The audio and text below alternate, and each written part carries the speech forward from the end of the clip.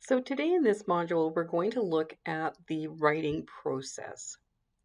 So hopefully by the end of this, you'll be able to produce different kinds of writing in paragraph form and be able to describe what a descriptive paragraph is, a narrative, an expository, and persuasive or argumentative.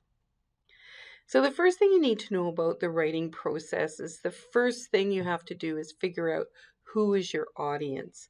Your audience will change the language or the words that you use. It'll change the tone, the formality, the amount of detail or explanation you provide, and whether or not you need to define it, explain it, give examples.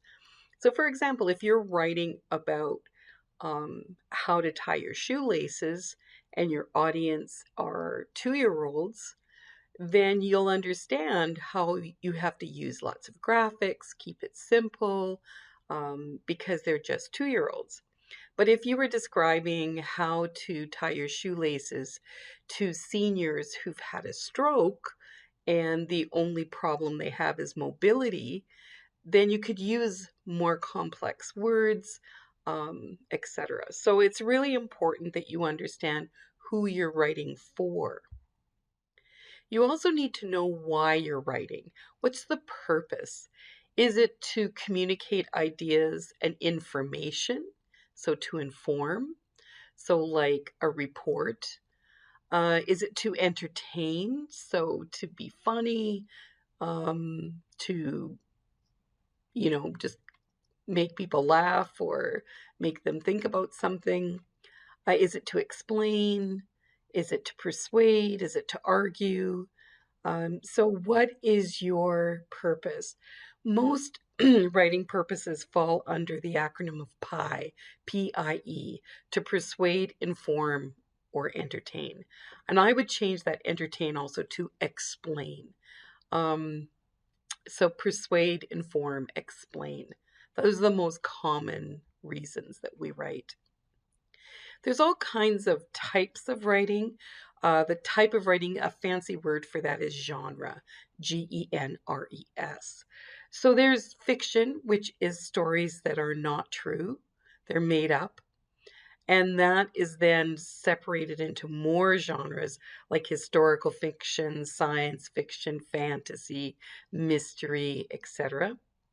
Then there's nonfiction. So those are true stories, and those can be separated into more specific nonfiction like biography, autobiography, memoir, informational, that kind of thing. There's folk tales, drama, poetry. So there's all kinds of genres. Now we're going to look at the writing process, and this is very important, not just in grade 10, but from here on, all your writing should follow this basic 5-step process. So the first step is pre-writing and planning. The second is drafting and writing. The third is revising. The fourth is editing. You would think that those are the same, but they're not, and we'll explain that. And the last is publishing. So the first thing is pre-writing. So it's really important that you think about what you're going to write about and then try to organize that before you begin writing. I would say that for a lot of the writing, the pre-writing takes longer than the actual writing. If you do a good job of getting your ideas down on paper first, then it's easy to put it together afterwards. So some of the ways people can do pre-writing is they can brainstorm. So let's just think about everything you can think about the topic. You could do some research on the topic. You can gather the details and you can put them in some kind of graphic organizer or some subheadings or headings. You can do clustering. You can do visualization where you try to picture things. You can do free writing, which is you just write about the topic nonstop for 10 minutes without taking a break. You can make an outline. You can make notes. You can list the 5 W's. And there's lots and lots of templates and graphic organizers, fill in the blanks, to help you do your pre-writing. So here's an example of mapping and clustering. So in the middle, you put the topic, and then outside of it, you write the spokes of the different things. So like this one for the writing process, you can see pre-writing, publishing, proofreading, and then they break that down into further steps. This is an example of visualization. So the instructor or whatever would say to you, now close your eyes. I want to picture you're in a field. And so as you're visualizing, you can write things down. Free writes and outlines. So here's an example of a free write.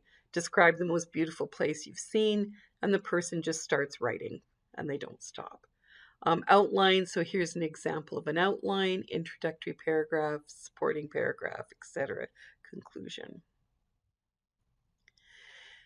Here's some 5 W's and templates. So the 5 W's is who, what, when, where, why, and sometimes how. So you can just fill these in. Here's an outline or a template. So here's the introduction. This is detail 1, detail 2, etc. And most students find those very, very helpful. There's lots of graphic organizers. One of the most common is the hamburger. It's used in elementary school, but actually a lot of high school students find this very helpful too. And basically it tells you how to write a paragraph. So topic sentence, detail 1, detail 2, detail 3, and closing sentence. So the intro and closing is the bun of the hamburger, and details 1, 2, and 3 is the meat and fixings. Here's another graphic organizer for a persuasive essay. So what's the topic? What's your opinion? Reason 1 why you have that opinion and your support. Reason 2, support. Reason 3, support. Here's another one called a story map. So if you were writing a narrative, you would put your topic or your title here. You would brainstorm the characters. Who are they? The setting, when and where did it happen? What's the problem and what's the solution? So the second step after you've done pre-writing is drafting. So this is when you write your first copy. Don't think about changing your spelling or sentence structure or finding the right word. You just want to write, get it out, and don't go back and fix. Because if you keep going back and fixing, it'll stall you and it'll take a lot longer. So we're not looking at perfection here. We just want you to get your thoughts down. And don't always start at the beginning. Most people find if you start with the part that you're the most knowledgeable about or the part that you are excited about writing, it will go faster. I would suggest you just write a paragraph and then take a break. Taking those breaks is really good, but make sure your break isn't so long you don't get it done. And keep your audience and purpose in mind as you're drafting. So once you've written it all out, now you need to revise it. So this is when you want to make sure you're clear in your communication. So you're not doing proofreading at this point. You're moving things around, you're organizing, you're substituting, you're adding more detail, that kind of thing. The acronym ARMS is really helpful. So ARMS, you add, so add sentences, add words, add language. R, remove things that aren't necessary. M, move things that don't belong, move them so they are organized, and S is substituting. Then it's the editing. So this editing is different than revising because this is about proofreading. So you're looking at your capitalization, your usage, your punctuation, your spelling. So CUPS is what they use often to help you fix your mistakes. So look, have I capitalized everything that needs capital? Have I used words correctly? Do I have punctuation that's correct? And is the spelling correct? And the last stage in the writing process is publishing. They use the acronym FLASH. So do you have the right format? If they ask for a paragraph, did you give them a paragraph? If they ask for 5 paragraphs, did you remember to have an intro or conclusion? L is for illustrations or a title page. A is accurately copying the proper file and putting it in the Dropbox. So a lot of people, they'll just repost their original draft in the Dropbox, and that's what I have to mark. So make sure that you've put in the accurate file. Spacing, and then H is for handwriting, which we don't worry about when we're in an online environment. So usually what I'm looking for when I'm marking your writing is your ideas, the way you've organized those ideas, the vocabulary or the language, word choice you use, the conventions like spelling and punctuation and capitalization, your voice or your unique style, so your way of writing, the words that you use, your sentence fluency, so no run-ons, no fragments, and the overall presentation. So is it presented with like an intro? Are you using transitional statements, etc.? So what goes into a paragraph? So these are the basics. The first thing is a topic sentence. So it tells the reader what this paragraph is all about. Then you have some supporting details. It gives specific details relating to that topic. And usually in a paragraph, you're looking at a minimum of 5 sentences. So you have the topic sentence, 3 supporting sentences, and a concluding sentence. So usually it's 5 sentences is the rule. You want to use something called traditional or transitional or linking words, and I did post a list of these. So it's a way of not giving your reader whiplash. Like if you're talking about elephants and then in the next paragraph you're talking about lemons, the reader goes, "Whoa, say what? How did you get there?" So you use something like a transitional phrase or word to connect them. So if you say, in addition to eating leaves, elephants also like to eat lemons, then all of a sudden it connects. Those, more than anything else, will help you get a higher mark in English, is if you use those transitions in your writing.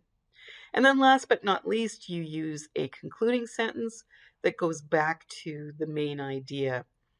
The best paragraphs and the best essays are ones where the introduction and the conclusion are very similar. I say that the conclusion is a mirror image of the intro. It gives the same information, but it's just different. It just looks a little different. So a good topic sentence is a single sentence. It gives the main idea. It's very precise, very specific, and it's very clear.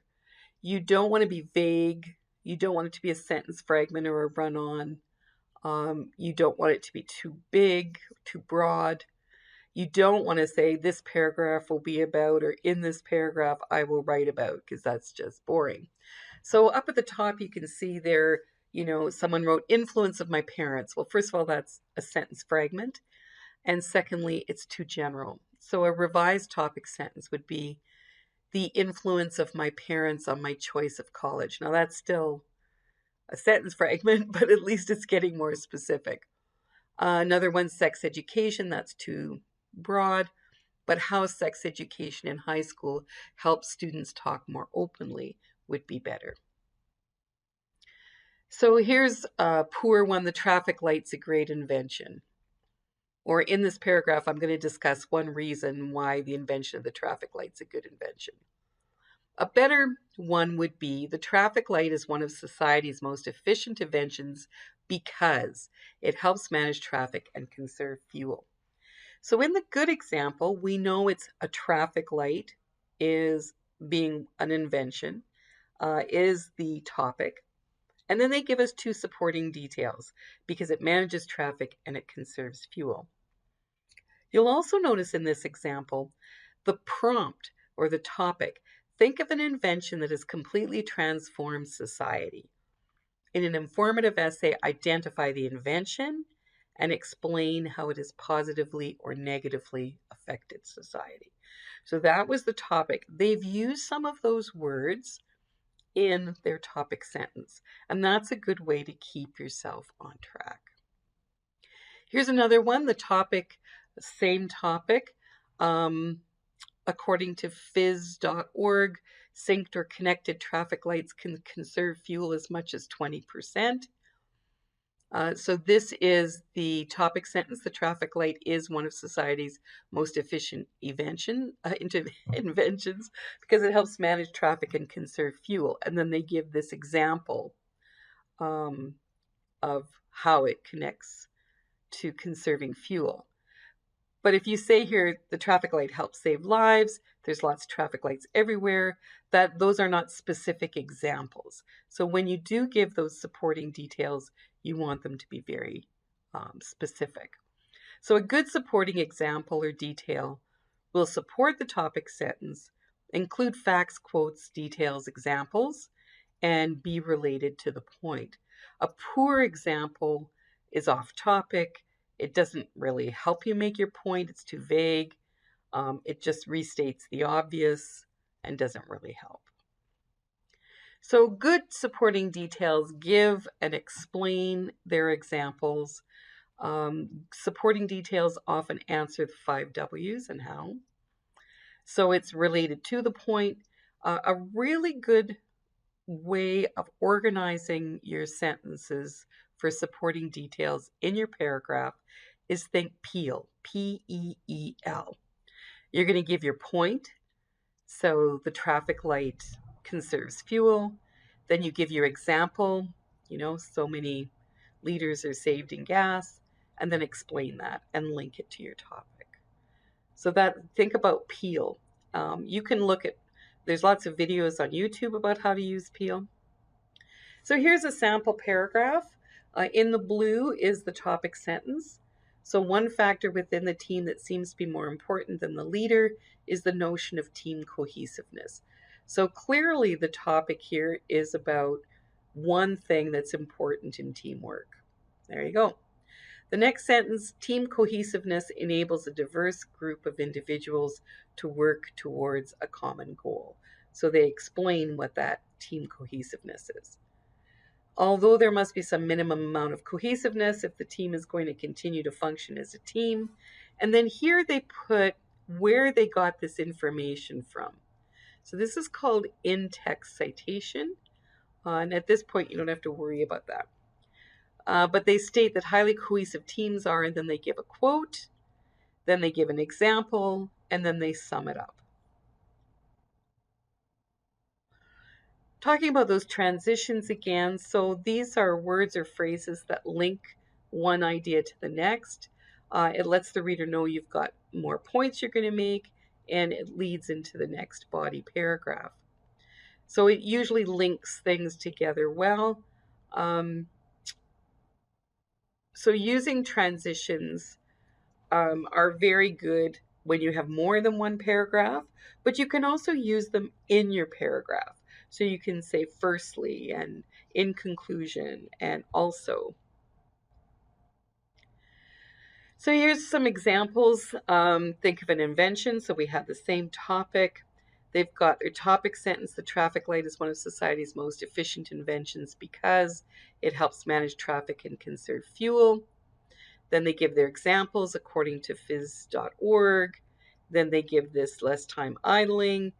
In addition to saving fuel, it also saves lives. So they're not just going to go in this paragraph from fuel to saving lives. They use that transition in addition. This says it's a poor example of a transition, but at least as a transition, they use the word also. So at this level, any transition is better than no transition. This is an example of using transitions in expository writing. Expository writing is when you explain. So all the words in red are transitions. Transitions are very common when you're giving explanations or steps. So this is a recipe. So below, to begin with, furthermore, and, for example, similarly, however, also, first, next, second, third, presently. All of these are transitional words that really help your reader follow along with what you're saying. So here's a paragraph. This is a persuasive paragraph.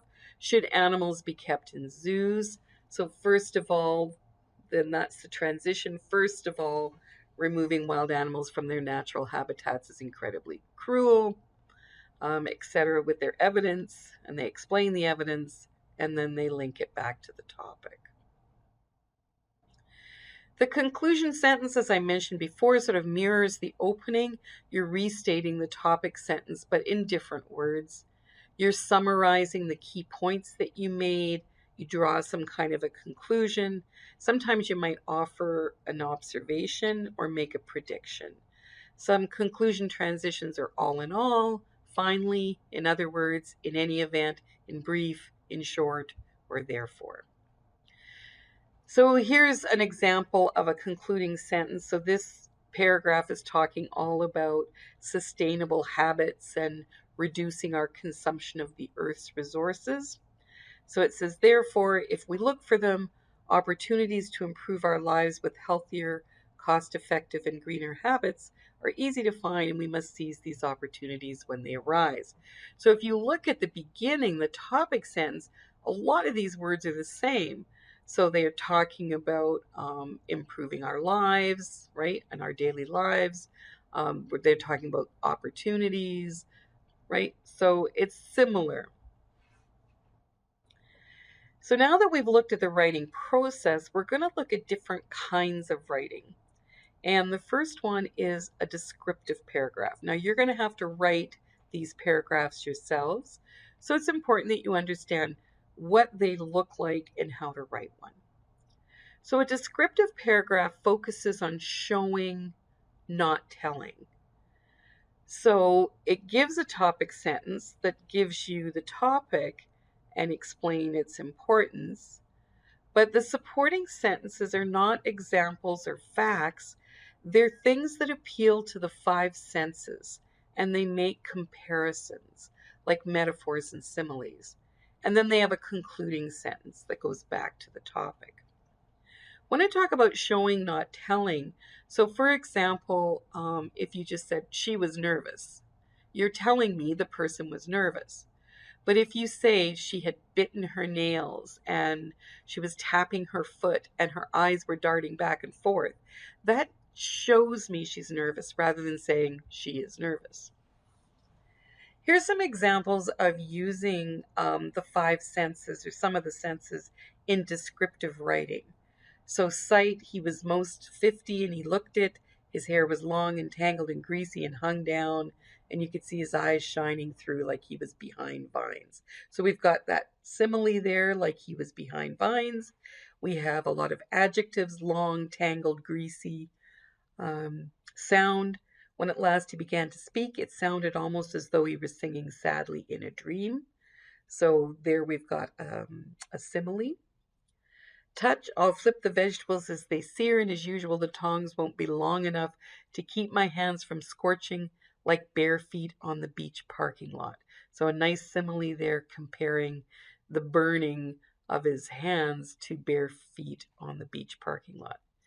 And smell, the smell of good bread baking like the sound of lightly flowing water is indescribable in its evocation of innocence and delight. Again, another simile. So here's an example of a pretty good descriptive paragraph. My favorite place to relax is a small cafe down the street from where I live. So that's their topic sentence. We know they're writing about a cafe. This cafe is on a small side street, so small and side are adjectives. And as soon as you see it, you feel like going in. There are 3 windows on either side of the door, and each window has a small window box with brightly colored flowers. So now they're giving us what we can see. There's a small wooden door about the size of a hobbit, so there's a nice little simile there, that opens into the cafe, and as soon as you go in, you can see a dozen small tables all around the room.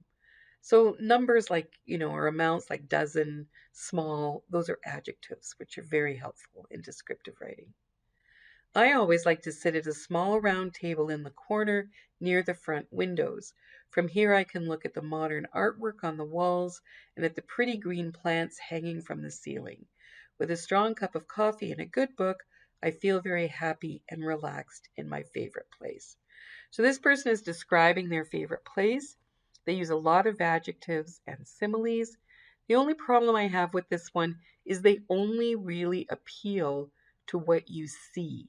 They don't appeal to, what does that cup of coffee smell like? What is the sound of the place, right? So you need to appeal to more than just one sense. And going back to this, a good descriptive paragraph, if you close your eyes, you feel like you're there. You can see it, you can smell it, you can taste it, right? The second paragraph we're going to look at is a narrative. Narrative is just a big fancy word for telling a story. Most narratives have a very specific problem or conflict. They use first or third person narrator. So first person is I, we, and third person is he, she, it, they. Very, very rarely do they use second person. It's almost always first person or third person. Narrative paragraphs are in chronological order, so the events happen as they happen.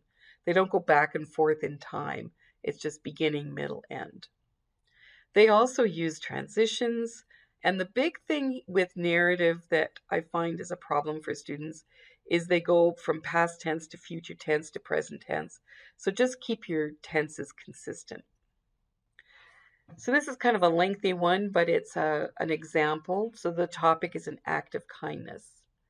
I will always remember my first day of junior high school because of the kindness a fellow student showed towards me. So there's their topic sentence. It was a scary day because I'd gone to elementary school in a different city. So when I started junior high, I didn't know anyone at my new school. I woke up especially early that morning, and after getting ready and eating breakfast, I walked to the bus stop. Other students were there, but I didn't know them. I was too shy and nervous to introduce myself, and none of them talked to me. When the bus came, we all boarded. So right away, we know where we are. We know the narrator is frightened because they're going to a new school and nobody's talking to him or her. So there's our conflict, the problems, a new school, they're nervous. Stop after stop, the bus doors opened, more students got on, but nobody sat next to me. We finally arrived at school and I looked nervously at my printed schedule. I found my first class, then went to the next and the next. At noon it was time for lunch. The outdoor tables were all full, and I couldn't bring myself to sit at a table full of students who all knew each other. Instead, I sat on a bench by myself and began to eat my sandwich. Suddenly, I noticed that another girl was sitting next to me. Her name was Maya, and she was also a new student. We talked during the entire lunch period, and after lunch, it turned out that we had English class together. I was so relieved to have made a new friend, and it turned out that Maya would be my good friend through junior high and high school. She is still my friend now in college. Her small yet kind act of friendship towards me is something I will never forget. Now when I see someone alone and with no one to talk to, I always make an effort to give that person a friendly smile and start up a conversation. So very good narrative. They're telling a story from beginning, middle, and end. The end is like the beginning, so it goes back to the idea of the act of kindness. We have the characters, Maya, the girl, and the other people. We can picture it. We know what the problem is, and we know how the problem was resolved. So that's an example of a pretty strong narrative. In the narrative, you need to set the scene. So give us briefly where we are. Often in writing, they talk about a hook, so something that gets your attention. Some narrative writers might start with a sudden sound or dialogue, but something that gets you hooked. You give basically what the problem is and the characters and their feelings, go into some details so we can connect with it, and then share what you've learned from your experience. An expository paragraph. So expository is just a big word for explaining. So think expository, explaining. So here's where you want to explain how to do something, or the cause and effect of something, or to compare and contrast two different things, or to explain a process, to define something, to classify something. So expository means to explain. And there's a little example. So to make a peanut butter and jelly sandwich is easy. First, take 2 pieces of bread, place them on a plate, right? So on and so on. And after that, put the 2 pieces together, finally eat it. So there we have a very brief expository paragraph. This one talks about 3 types of planets. So it says, people often think all planets are alike, but there are actually 3 types of planets. So there's your topic sentence. Then they talk about terrestrial planets, mid-sized planets, and gas giants. So it tells you about all the different ones. And then at the end, whether they are terrestrials, gas giants, or planetoids, the planets in the solar system are fascinating. So concluding. And the last one we're going to look at is the argumentative or the opinion paragraph, also known as a persuasive paragraph. This is different than the others. It's a lot like the expository, but the difference is you have an opinion. You take a stand. You don't sit in the middle. You have a definite point of view. So you could say, in my view, I believe that, I think this, this makes this unclear, whatever. You want some very clear transitions and a concluding sentence. One of the pre-writing activities people use for opinion writing is what we call a T-chart. So you think about the question and then you write all the reasons yes, all the reasons no, and then you figure out which side of the issue you're on. So if it was something like, should schools have uniforms? You write all the reasons why you think they should, all the reasons why you think they shouldn't, and then you look at the 2 lists and then you figure out what your opinion is. Some people say, well, I know what I think already. That's great, but you do have to think about the other side of the argument. So in order to make a good argument and not just a rant of your own personal beliefs, you need to look at what arguments might be given to you, and then you can shoot those down or deal with those. So for example, if you wanted to borrow the family car and you went to your mother and you said, I want to borrow the car, you have to think like your mother, otherwise you're not going to get the car. So if you go to your mom and you say, I'd like to borrow the car Friday night to go to, and you tell her specifically where you're going. No one will be drinking. I'll put the gas, I'll top off the gas tank when I get back and I'll be home by midnight. So you're thinking like your mom, and all the things that she could say, well, what about this and what about that, you've dealt with already. So she's more likely to say yes. So that's why we look at the other side of the argument. So here's one where the topic was lotteries should be banned. I strongly agree that lotteries should be banned. Boom, right off the beginning. This is a topic sentence that gives their opinion and the topic. So that's where persuasives are different. You get not just a topic sentence, but the opinion. And there are mistakes in this because it is just a student sample. So to begging with, I think they mean to begin with. I strongly believe that lotteries are a waste of money. And then they tell you why. Every time we buy the lottery, we have less money to buy things we need. And they explain it, such as medicines or food. Another reason, so transition, is that playing the lottery is addictive. When we buy a lottery ticket and we don't win, we may buy more and more tickets. Finally, I consider that playing the lottery is not a really good chance to make money because we can't use our abilities or skills to win the lottery. So I would say those 2 other details aren't very specific, but it is a sample. Winning the lottery depends only on luck. To conclude, I believe that it's not a good idea to buy the lottery because, and then they repeat the 3 reasons: waste of money, addictive, and it's not a good chance to make money.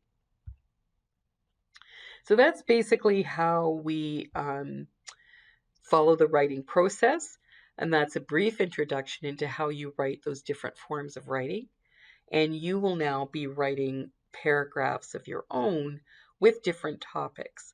I will post this as a PowerPoint as well as the video, so you can go back and view the notes at any time. Thank you and good luck.